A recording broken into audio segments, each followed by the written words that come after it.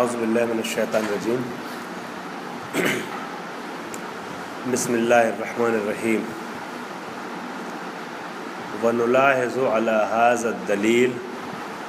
اولا انه يتوقف على عدم قیام دلیل شرعی خاص على حجیت خبر الثقہ وإلا كان باب العلم مفتوحا فأمكن بإخبار الثقات تعيين التكاليف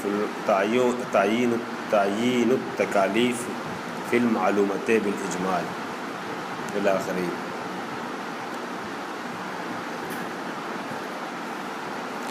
انہوں نے دلیل عقلی کے عنوان سے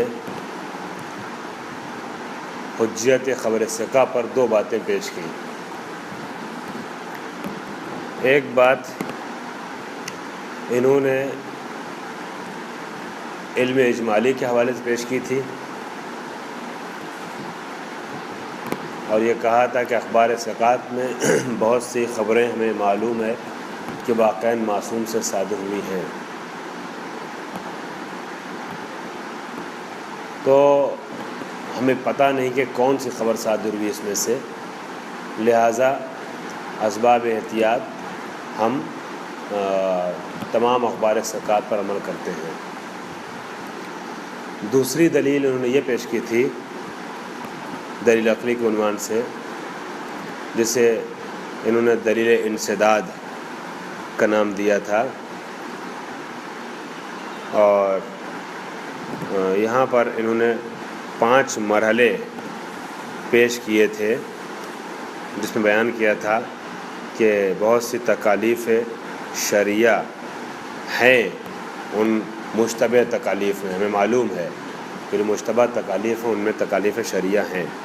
یقیناً ہیں. پھر فرمایا تھا کہ نہ تو کوئی طریق وجدانی ہے کہ جس سے سمجھا جائے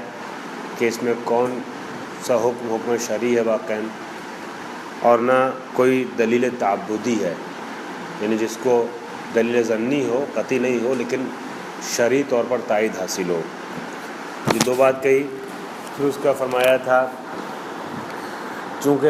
دوسرے مرحلے میں بتایا تھا کوئی ایسی دلیل نہیں کہ جس کے ذریعے معین ہو سکے کہ ان میں سے کون سے